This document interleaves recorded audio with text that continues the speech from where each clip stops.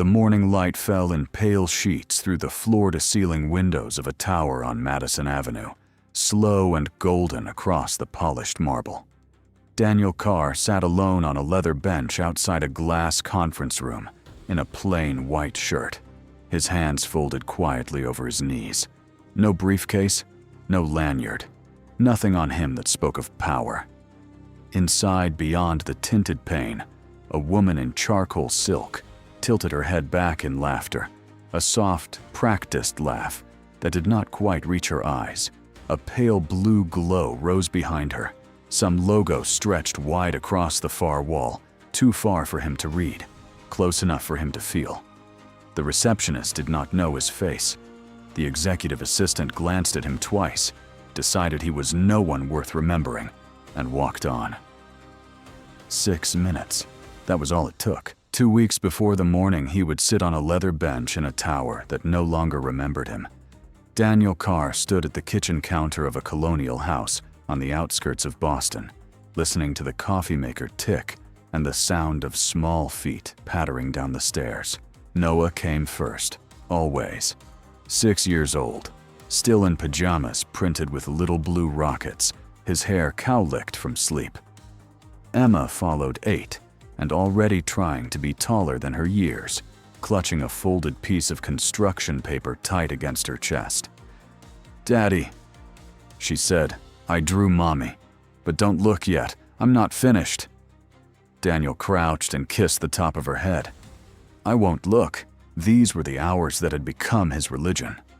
Waffles cut into squares, Noah's milk poured to the exact line he insisted on, Emma's hair braided with hands that had once written the first lines of code for a company now worth $15 billion.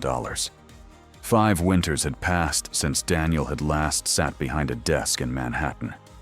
5 winters since Martin had squeezed his shoulder in a hospital bed and told him, voice rasping through the oxygen mask, that 2 small children could not afford to lose both parents. "Go home," Martin had said. "Go home and raise them. Vivian will hold the line." Daniel had believed him. Pinnacle Systems had been born in 2008 in a 1-bedroom apartment above a dry cleaner on Amsterdam Avenue, where Daniel and Martin Cole used to eat cold pizza at 3 in the morning and argue about whether a piece of software could actually change the way hospitals spoke to one another. They were 29 and broke. They were also, as Martin liked to say, with a tired grin, stupid enough to think they could win. For the first 4 years, the company was nothing more than a clever idea stitched together by 2 friends, too stubborn to quit. Then came the night in 2012 when a pharmaceutical giant offered to buy them out for a sum that would have made both of them millionaires many times over. Martin had turned the offer down over the phone without consulting anyone. That same evening, he drove his old Volvo to Daniel's apartment, woke him up at midnight, and spread a stack of draft papers across the kitchen table. "I'm writing something into our charter," Martin had said. Article 9, Section 2, a founder's clause. If anyone ever tries to sell this company in a way that betrays what we built it for, the majority founder can freeze the whole thing. No board vote, no committee. 1 signature and the deal dies.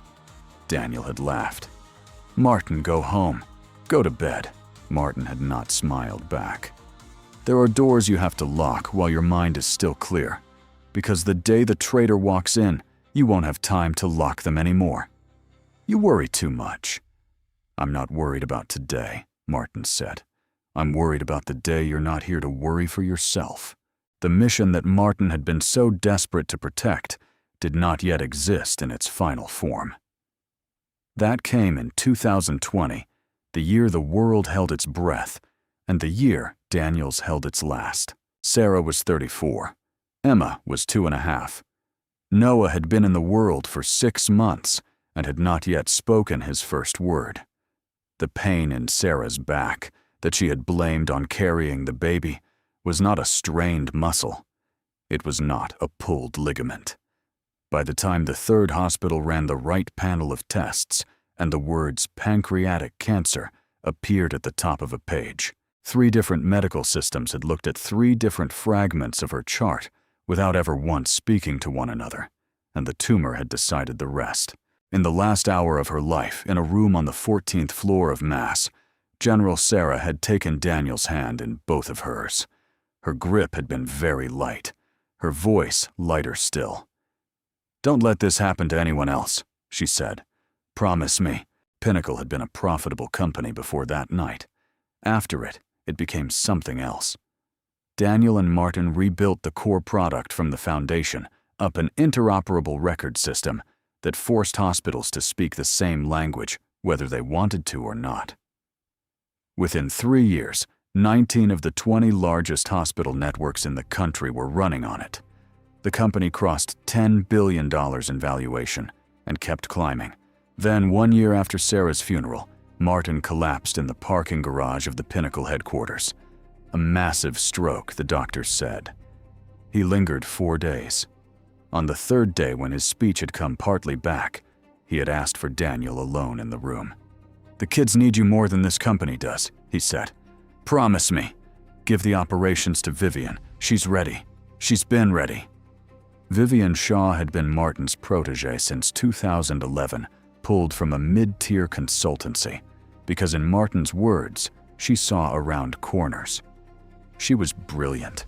She was disciplined. By every measurable metric, she was the right choice. Daniel had kept his promise. He moved his children to Boston, set up the Pinnacle Foundation out of a small office above a bakery in Cambridge, and walked away from the tower on Madison Avenue without once looking back. 5 winters. Waffles cut into squares. Emma's braids. Noah learning to ride a bike on the sidewalk, falling getting up. The email arrived on a Tuesday. Daniel was at the kitchen table reviewing a grant application for a children's cancer program in Detroit when the notification chimed on his laptop. No sender name, no signature. Only a subject line 4 words long. "They think you've let go." The attachment was 47 pages. Internal Pinnacle financials that did not match the public filings.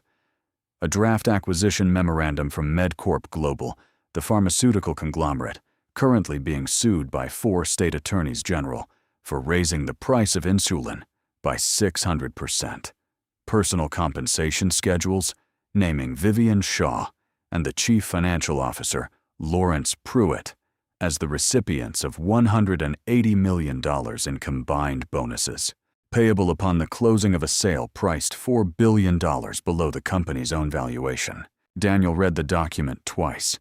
Then he closed the laptop, walked out into the backyard, and stood in the cold for a long time without a coat. For 2 weeks he said nothing. He drove the children to school. He made dinner. He ran the numbers through 3 independent auditors, under separate non-disclosure agreements, each unaware of the others. He pulled 2 years of internal board minutes through a law firm he had kept on a quiet retainer since the company went public. He compared timestamps, cross-referenced signatures, watched for any sign that the anonymous sender might be wrong. Everything held. On the 14th morning at 5:40, Daniel stood in the doorway of Emma's bedroom and watched his daughter sleep. The nightlight cast a soft spill of gold across her pillow. On her nightstand lay the drawing she had made of Sarah, taped into a small wooden frame, the color slightly faded from a year of sunlight. He had not really looked at the drawing on the day she had given it to him. He had been too afraid. He looked at it now. Emma had drawn her mother, not as she remembered her. She could not remember her. Not truly, she had been too, but as she had assembled her from photographs and bedtime stories. A woman with long brown hair, green eyes, and a small scar above her left eyebrow that Daniel had once told her came from falling off a bicycle in the 4th grade. In the drawing, Sarah was holding a tiny heart in her cupped hands, and above the heart, in careful crayon letters, Emma had written, "For everyone." Daniel stepped back from the doorway, walked downstairs, and called his mother-in-law. By 7:30, she was at the house with an overnight bag. By 8, he was on a private charter out of Hanscom Field. By 10:15, he was stepping out of a town car onto the sidewalk of Madison Avenue in front of a glass tower that rose 60 stories into a sky the color of brushed steel. He wore a plain white shirt.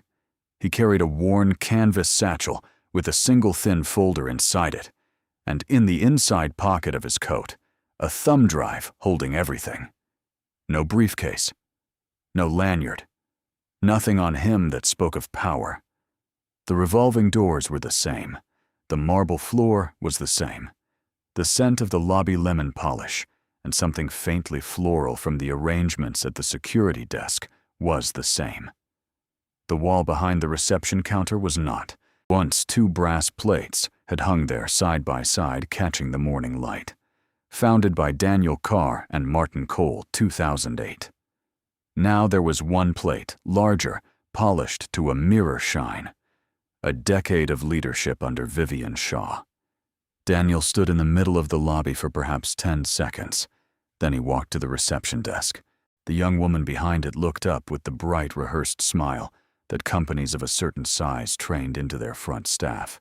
Her eyes scanned him, the shirt, the empty hands, the weathered satchel, and the smile cooled a single degree.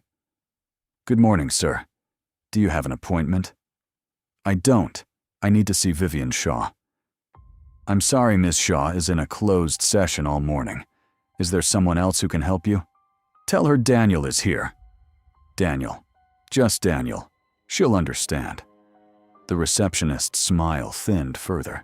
She lifted a receiver, murmured something into it, and set it down. A minute later, a young man came briskly across the lobby in his early 30s, in a slim navy suit, with a pocket square folded too precisely. He did not offer his hand. "I'm Brandon Mills, executive assistant to Ms. Shaw. I understand you asked for her by name." "I did." Brandon's eyes performed the same quick survey the receptionists had. The shirt, the hands, the absence of every small signal that men in this building had been trained to recognize as power. "May I ask your relationship to Ms. Shaw?" "I used to work here." The smallest of smiles, the kind that was not a smile at all. "I see. Ms. Shaw is in the middle of a very important meeting. If you'd like to leave your contact information." "I'll wait." "Sir, I really must." "I said I'll wait." A bead of silence lay between them, like a thin sheet of glass. Then Brandon gestured with the crispness of a man escorting a delivery driver toward a row of leather benches along the hallway that led to the executive floor. "You're welcome to sit, but I can't promise she'll be available." "That's fine." Daniel walked down the hallway.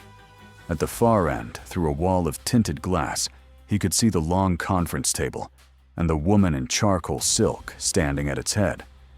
Behind her, on the far wall, a pale blue logo glowed against the dark. MedCorp Global. He could turn around now. He could step back into the town car, call his attorneys from the seat file an emergency injunction in a Delaware court by noon, and drag the whole thing into a 6-month war fought on paper while the sale closed somewhere above his head. Or he could sit on that bench and let the next 6 minutes decide the rest of his life. Daniel walked to the bench and sat. The bench was cold beneath him. He could feel the chill of the leather through the thin cotton of his shirt, the overnight air of the building, not yet warmed by the long climb of the morning sun through the eastern windows. From where he sat, Daniel could see the length of the glass corridor, the tinted wall of the conference room at its far end, and beyond it, the vague blue movement of bodies. He did not recognize executives in dark suits leaning forward, leaning back, the small choreography of agreement. A minute passed, then another. No one looked at him. A woman with a tablet under her arm walked by without turning her head. 2 engineers went past, carrying paper cups of coffee, laughing about something that had happened in a staff meeting that morning. A man in shirt sleeves adjusted the knot of his tie as he passed, caught his own reflection in the glass beside the bench, and kept walking. To all of them, Daniel was furniture, a vendor waiting for a signature, a building contractor sent to measure something, a nobody. Brandon Mills reappeared once. At the far end of the corridor, said something to a colleague, and glanced over with a small crease of irritation between his eyebrows as if wondering why the nobody on the bench had not yet done the polite thing and given up. Then he turned and walked the other way. Daniel took his phone from his pocket and checked the time. 10:23. The screen lit beneath his thumb, and the lock image bloomed open the way it always did, a photograph he had taken 3 Sundays ago from the kitchen doorway, the one he could not bring himself to change. Emma sat cross-legged on the living room rug in a patch of late morning sun, a plastic toy comb in her hand, working very seriously at Noah's hair. Noah sat in front of her legs, splayed, mouth wide in a gap-toothed laugh at something Daniel had said just before the shutter clicked. Behind them on the coffee table, a half-finished puzzle of the solar system, Pluto still missing from the corner. At the top of the screen, a banner had slid into place in the last half hour. A text message. "Mr. Carr, this is Miss Harris from Noah's class. He asked me this morning when Daddy is coming to pick him up today. I told him Daddy is on a short trip. I hope you can come home soon. He missed breakfast buddies." Daniel held the phone without moving. Beyond the glass inside the conference room, a woman in charcoal silk laughed at something a man to her left had said. On the pale wall behind her, the MedCorp global logo glowed in soft blue, stretched wider than a man stood tall. A pharmaceutical company that 4 state attorneys general had only that January jointly sued for raising the price of insulin by 600% over a 4-year period. A company whose CEO had said in a deposition, transcribed and leaked the previous spring, that the American diabetic population was, and he had used this exact word, a market. That was the logo sitting at the back of the room, where Sarah's promise had been written into a company charter. Daniel put the phone back in his pocket. And because there was nothing else to do with the weight that had just settled across his chest, he let it rise and let it take him where it wanted to go. He was 29 again in a 1-bedroom apartment above a dry cleaner, and Martin was at the kitchen table at 2 in the morning, eating cold pizza straight from the box and saying, "There are doors you have to lock while your mind is still clear." He was 41, and Sarah's hand was lighter than paper in his own, and she was whispering something he would carry for the rest of his life. He was 42, standing in a parking garage in the rain, watching paramedics wheel his best friend into an ambulance, and he was 43 4 days later, listening to Martin make him promise to go home to his children. And he was this morning crouched in a doorway, with the nightlight still on in an 8-year-old's bedroom, looking at a crayon drawing that said in careful letters above a small red heart, "For everyone." Last week, Emma had climbed onto the arm of his chair while he was working at the kitchen table. She had rested her chin on the top of his head, the way she sometimes did when she was thinking too hard for her age, and she had said, "Daddy, does Mommy know what you're building for her?" He had told her he didn't know, that maybe she did, that he hoped so. It had not been the truth. The truth was that for 5 years, quietly, he had been letting someone else build it for him because a man could not be in 2 places at once. The truth was that the thing Sarah had asked him to protect had been drifting, and he had known it was drifting, and he had told himself someone else was holding the wheel. 6 minutes had passed since he had sat down on the bench. Daniel stood. He did not hurry.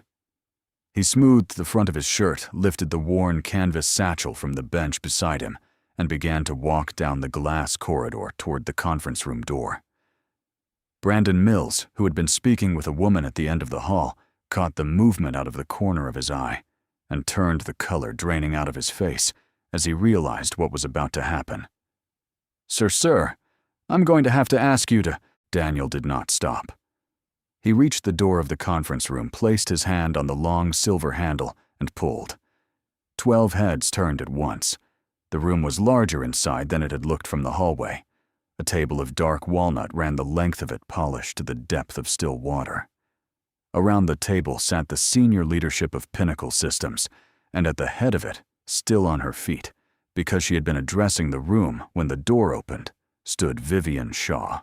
She was 48, and she wore her age the way certain women learned to, as an advantage rather than a weight. Her dark hair was pulled back into a low knot. Her silk blouse was the color of wet stone. A thin gold chain lay flat against her collarbone. In her right hand, she held a laser pointer she had not yet lowered. For perhaps a second, she did not recognize him. Then she did. To her credit, she did not flinch. Her expression did not change by any measure a stranger would have noticed. Only the small muscle at the hinge of her jaw tightened, and her grip on the pointer went very still. Daniel. Vivian. Behind him, Brandon had reached the doorway and was hovering there with both hands raised, caught between propriety and panic. Miss Shaw, I'm so sorry I tried to. It's all right, Brandon. Should I call? Close the door, please. Brandon closed the door. Daniel walked the length of the room. 12 faces followed him without speaking.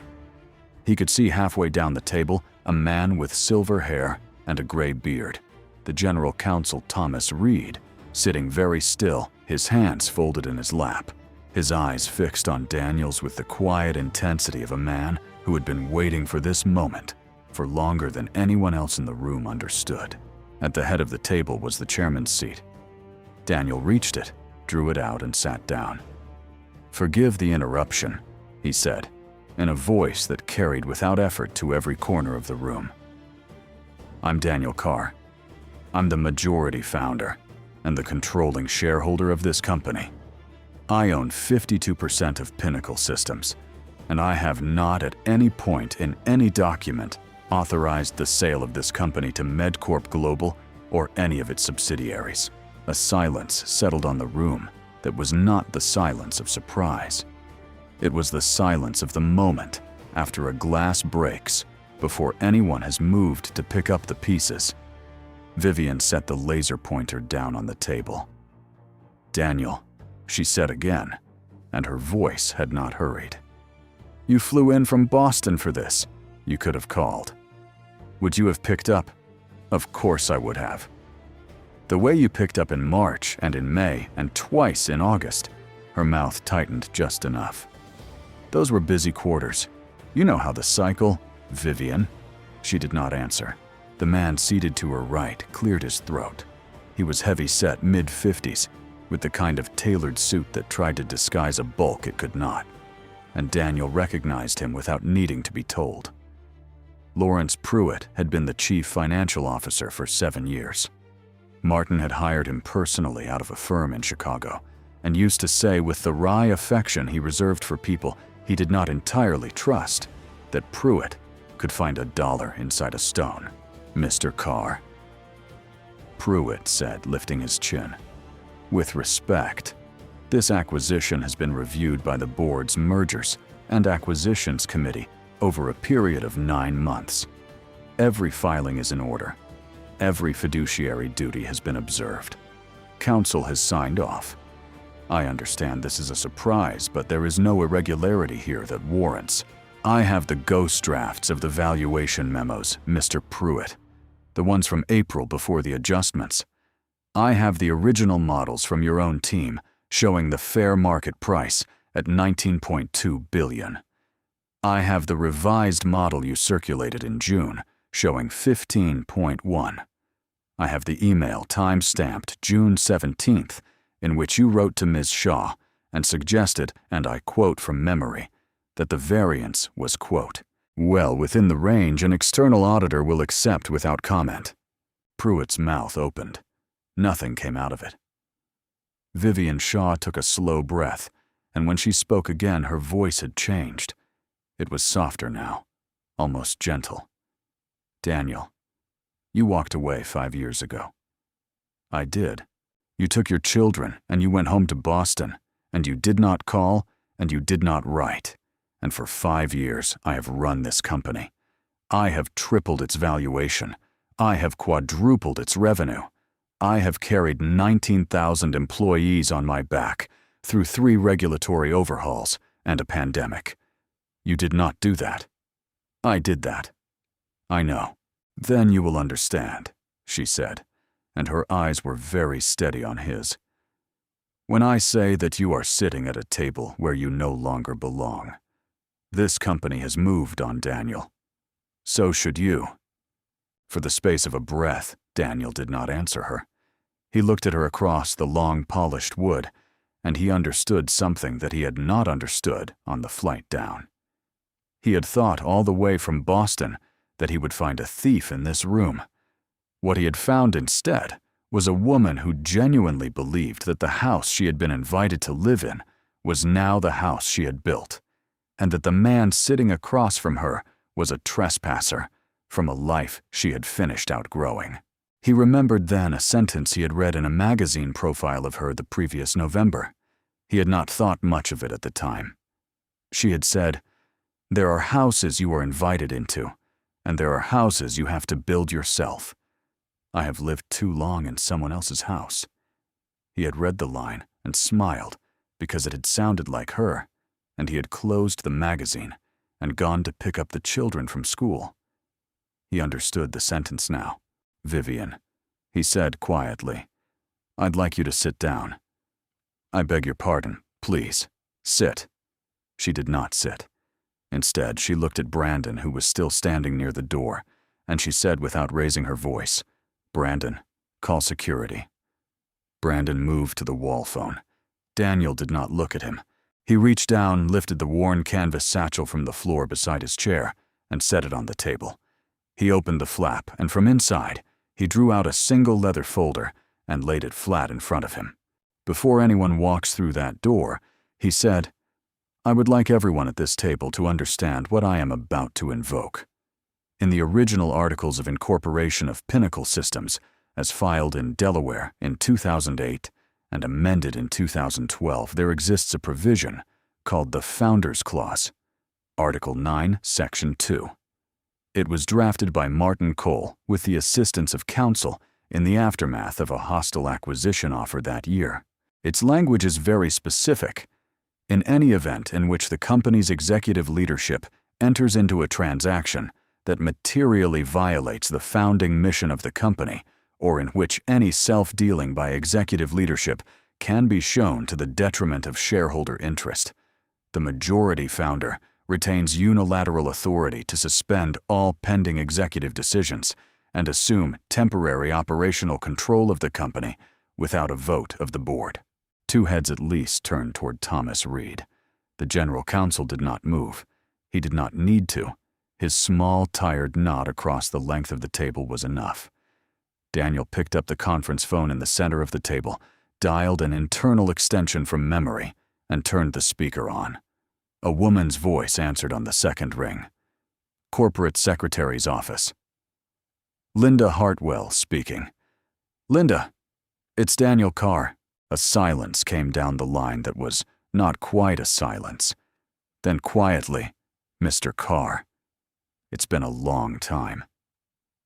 "Linda, I am in the 10th floor conference room, and I am formally invoking Article 9, Section 2 of the Corporate Charter, effective this moment. Please record the invocation in the corporate registry and issue the standard notice to the board within the hour." A sound on the other end of the line like a breath being let out after a long time held. "It will be recorded, Mr. Carr. The time is 10:31 a.m. Eastern." "Thank you, Linda." The line clicked. Daniel laid the leather folder open. Inside was every page he had spent the last 2 weeks assembling with 3 law firms and 3 forensic accountants. The revised valuation models with their deletions tracked. The side agreements with MedCorp Global naming personal transition bonuses in the amount of $180 million combined. The June 17th email, the August email, the October email. And at the very bottom of the stack, a single thin USB drive in a clear plastic case. Daniel took the drive out, plugged it into the port on the edge of the conference table, and pressed a button. A recording began to play. The audio was clear. The voices were unmistakable. In the first seconds of it, Lawrence Pruitt was laughing, and Vivian Shaw was saying in a tone of mild amusement that made the entire room go cold. "Carr is gone. He's home wiping noses. This is our harvest." The recording stopped. No one spoke. Daniel looked down the length of the table at the woman in charcoal silk, who had not sat down, whose face had not moved, whose hands rested flat against the polished walnut, as if she were holding the room in place by pressing down on it. "Vivian," he said, "you met Sarah once, at the Series B dinner 2011. You sat next to her. Do you remember what she said to you?" Vivian Shaw did not answer. She said, "Please help him keep the company from ever forgetting what it was built for. She made you promise." He closed the folder. "I remembered." And then, because there was nothing else to say that would not be cruelty, he said the last of it flat to the room without raising his voice. "Effective immediately. Vivian Shaw is relieved as Chief Operating Officer of Pinnacle Systems. Lawrence Pruitt is relieved as Chief Financial Officer. Neither of you will sign another document on behalf of this company. Your access to this building is terminated as of this moment. Security will escort you to your offices to collect personal items. Nothing else." For the space of 3 long seconds, no one in the conference room moved. It was Pruitt who broke first. He stood up slowly the way a man stands when his knees have stopped, quite trusting him, and smoothed the front of his jacket. His eyes did not meet anyone's. "I'll clear my desk," he said to no one in particular. "I have personal files." He walked out of the conference room without waiting for an answer. Daniel watched him go. Vivian did not turn her head. She was still standing at the foot of the table, her hands flat on the wood, her face composed into the middle distance of a woman who had not yet decided whether she was still inside the room she was standing in. Thomas Reed rose from his seat. He walked the length of the table to where Daniel sat. He did not speak. He only laid one hand briefly on Daniel's shoulder, the way an old friend lays a hand on the shoulder of another after a funeral. And then he stepped back and said to the room at large, "I recommend a brief recess, 20 minutes. We have a great deal to discuss." The executives began to rise. 1 or 2 glanced at Vivian as they passed. None spoke to her. She did not watch them go. Daniel was halfway to the door, his satchel in his hand, when his phone began to vibrate. He answered. The voice on the other end belonged to a woman named Rachel Hayes, 13 years at Pinnacle 8, of them as head of infrastructure. When Rachel had first walked into Daniel's office, she had been 23 years old, carrying a resume that no firm in Manhattan would read past the second line, because her degree was from a community college in upstate New York, and she did not know how to sell herself in a room full of Ivy League suits. Daniel had hired her that afternoon. Her voice on the phone now was tight-pitched, lower than its natural register, and she did not start with hello. "Mr. Carr, are you still in the building?" "I am. I need you on the 8th floor, now." "What's happening?" "Something is moving through the patient servers. Large volume. It's leaving the perimeter." Daniel ran. The 8th floor was the engineering core. He took the fire stairs 2 at a time. By the time he pushed through the stairwell door, Rachel was standing beside a wall of monitors with 2 junior engineers at her shoulders, and the color of her face told him more than the numbers on the screens did. 2,300,000 patient records, she said, the moment he reached her. Medical histories, genomic data, the diagnostic models. It's pulling everything. Someone activated a remote mirror protocol about 6 minutes ago. Destination: a staging server registered to a holding company in Delaware. The holding company traces back in 2 hops to MedCorp Global. Daniel looked at the screens. The progress bar on the nearest one stood at 17%. How long? At this rate, 90 minutes from start to finish. We've lost about 9 so far. I can call the police. I can call the FBI's cyber division. Either way, we're looking at hours before anyone arrives with the authority to act. By the time they do, it's gone.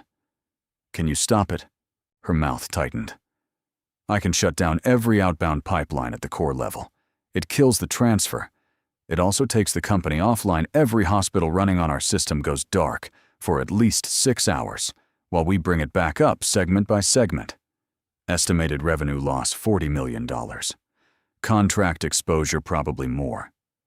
Do you have the authority? She looked at him. I have Ms. Shaw's authority.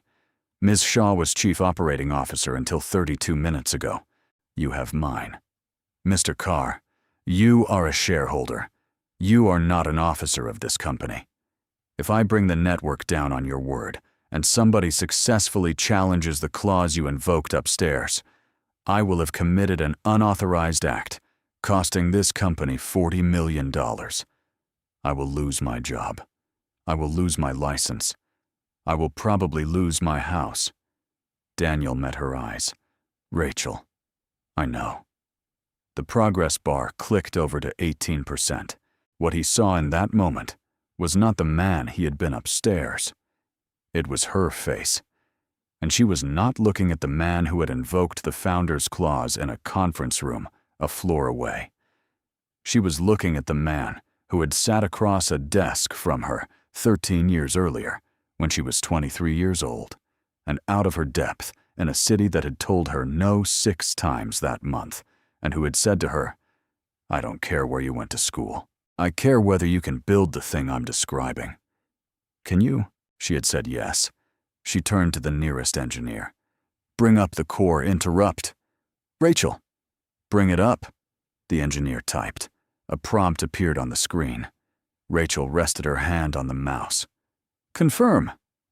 Confirmed. She clicked. For a second, nothing seemed to happen. Then one by one, like a city turning off its streetlights, the indicator lights across the top of the monitor wall began to go amber, then red, then dark. The progress bar on the patient transfer stuttered, froze, and vanished. Rachel let out a breath that seemed to have been waiting inside her for a very long time. Stopped. We caught it with 11 minutes and changed to spare. Her eyes closed for one short moment. When they opened, she was already running on to the next problem. I need to call every hospital on our network in the next hour. We have to keep people alive while we bring the system back up. Do it. She was already moving. The rest of that morning and the long afternoon that followed did not feel like a single day. Daniel took the call to MedCorp Global at 12:45 from the chairman's office on the 42nd floor, a room he had not set foot in for 5 years, where a framed photograph of Vivian with the governor of New York still sat on the credenza. He kept the call short. He informed the man on the other end that the transaction was void under Delaware law as of 10:31 that morning, that the forensic package documenting the self-dealing, the valuation fraud, and the attempted exfiltration of patient data was already in sealed escrow with 3 separate firms, and that any public statement from MedCorp contesting the termination would result in the unsealing of that package within the hour. The other man did not argue. He said very quietly, I understand, and the line went dead. By 3 in the afternoon, the trade press had the story. By 5, 2 cable networks had it. The stock fell 14%, rebounded 6%, and settled somewhere in between. The commentary cut 2 ways, as Daniel had known it would. Half the talking heads called him the prodigal father who had come back in time to save a company from itself. The other half called him a majority shareholder who had detonated a multi-billion-dollar transaction out of wounded vanity. He did not watch the coverage. For 3 days after Daniel did not leave the building before midnight, he did not take the chairman's office. He walked the floors. He sat on the corners of desks. He drank bad coffee out of paper cups with engineers, with the medical advisors on the 9th floor, with 3 quiet nurses who had left clinical practice to help Pinnacle build the triage models that now ran in 600 emergency rooms across the country. He asked them one by one what the company had been becoming when no one in this building had been watching it closely enough. He listened more than he spoke. On the 4th morning, he walked into Thomas Reed's office and closed the door behind him. Tom, I need a chief executive who remembers what we built this for. I can think of exactly one person in this building who does. Thomas Reed, the man who had sent a certain anonymous email from a certain coffee shop in Midtown 3 weeks earlier because he had not been able to sleep for a month looked up from a stack of filings, and said nothing at first. Then he said, "On an interim basis. For now. The board will vote in 90 days. We'll see what they decide." "Understood." Brandon Mills came to Daniel's office on the 5th day. He did not bring his tablet. He did not bring a list of talking points. He stood in the doorway in a shirt whose collar he had not ironed that morning and said without prelude, "Mr. Carr, I had a rehearsal. I was going to give you a careful apology. I'm not going to give you that one." Daniel did not look up from the document he was signing. "Go ahead. When you walked into this lobby, I saw a man with no lanyard and no briefcase, and I decided he was no one. I didn't ask your name. I didn't offer you water. I made you sit on a bench for 6 minutes. I did it because I've been trained in this building to measure a man's worth by his suit, and I did it because Miss Shaw trained me that way, and I never once asked whether I should. Okay. I'm not asking you not to fire me. I'm telling you that if you do, I'll understand." Daniel laid his pen down, and for the first time he looked at Brandon Mills across the desk. "I'm not going to fire you, Brandon. Sir, I need you to help me rebuild this lobby, not the marble, the part of it that walked past a man in a plain shirt and decided he was nobody. That part. I think you already know how because I think you've been ashamed of that part for longer than you've admitted to yourself. Am I right?" Brandon's eyes were wet. He did not try to hide it. "Yes, sir. Then let's work." 1 month later, on a morning in early spring, the lobby of the tower on Madison Avenue was quiet. The marble had been polished before dawn. The light that fell through the tall windows was pale and slow and lay in long, pale stripes across the floor. On the wall behind the reception desk, a single plate had been taken down, and 2 had been mounted in its place. Not the old ones, new in matte brass, the font restrained. The first read, "Founded by Daniel Carr and Martin Cole, 2008. Technology in the service of human beings." The stock had closed the previous afternoon at 9% above its prior all-time high. Daniel stood in front of the plate in silence. He had not come to the office that morning expecting to do so. He had been on his way out of a meeting on the 42nd floor, and the elevator had set him down without his asking on the ground. A young man came in through the revolving doors. He was perhaps 25. He wore a badge on a lanyard that looked new. He stopped a few feet from the wall, read the plates, and then turned and saw Daniel standing there. And for a moment, he did not quite know what to do with his own face. "You're Daniel Carr." "I am. I started 2 weeks ago. I turned down a job at Google for this one." The young man's hands had found each other in front of him, the way hands do when a person is trying very hard not to say the thing they most want to say and is about to say it anyway. "My little sister had a misdiagnosis when she was 7. 4 hospitals. Nobody talked to each other. She's okay now. She's in college. But I grew up hearing that story, and then I grew up hearing about your company, and I just wanted to say I took this job because of what you built." Daniel did not answer right away. He reached out instead and let the tips of his fingers rest against the raised letters of the name beside his own and held them there long enough to feel the shape of it. Then he turned and he smiled at the young man, a small, tired, real smile, and he walked out through the doors of a building that had at last learned to recognize him again. Boston was cold when he pulled into the driveway at 6:15. Emma was on the front steps, a box of colored pencils open beside her, a sheet of drawing paper held flat against her knees. Noah was in the front yard, charging in an enormous circle around the maple tree, with a neighbor's golden retriever barking joyfully at his heels.